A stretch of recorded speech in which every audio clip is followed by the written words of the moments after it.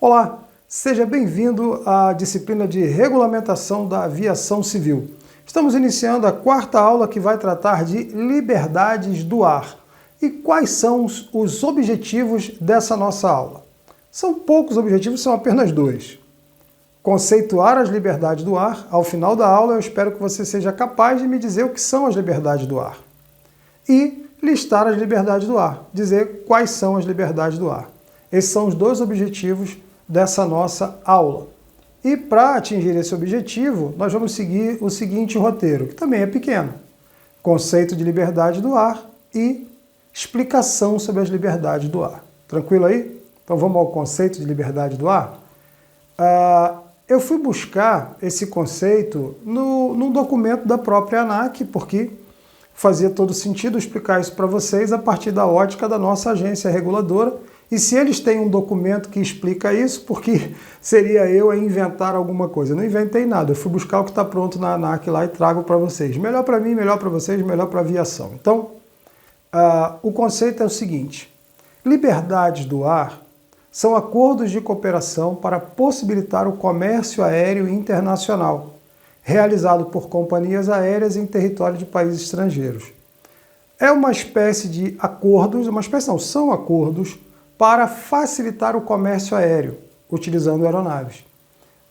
Autorizações de pouso, de decolagem, de transporte, de embarque, de desembarque, a gente vai ver que é isso.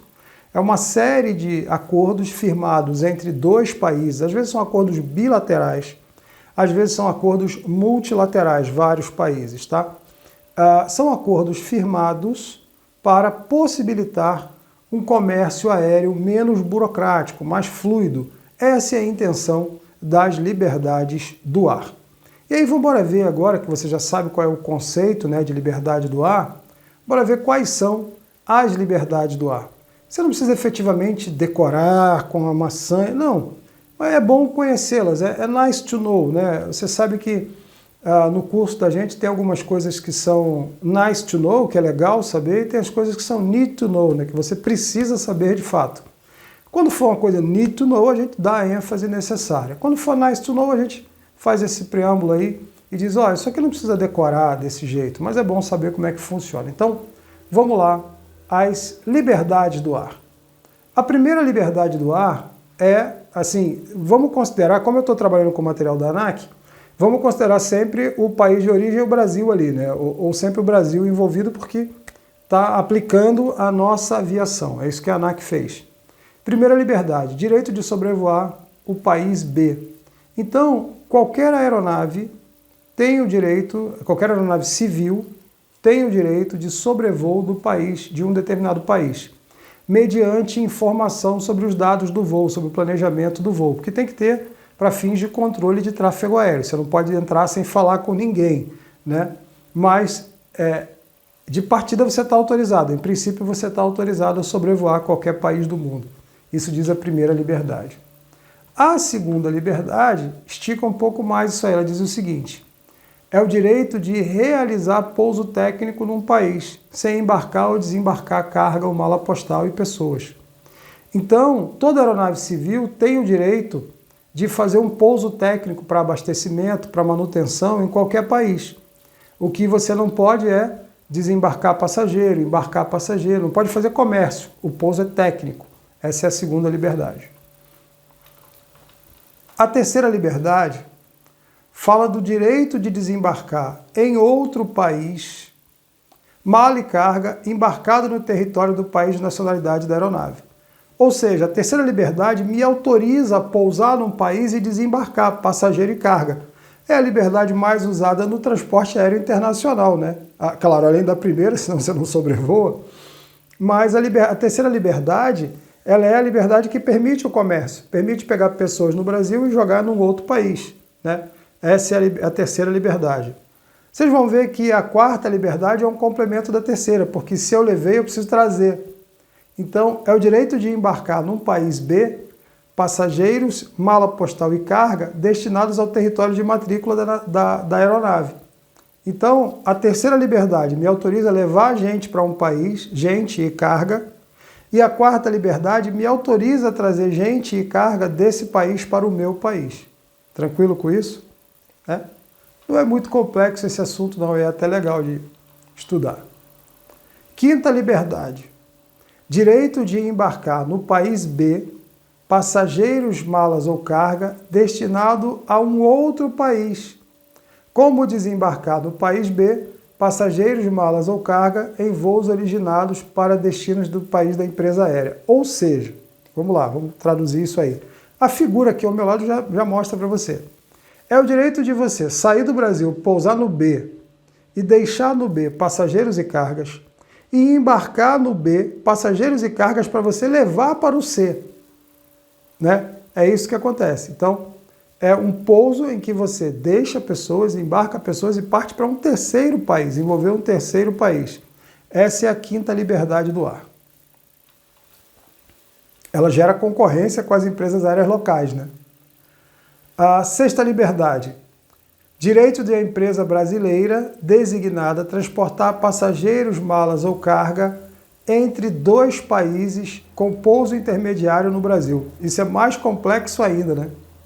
É você imaginar, por exemplo, uma empresa brasileira fazendo um voo de Portugal para o Brasil e do Brasil para a Argentina, por exemplo.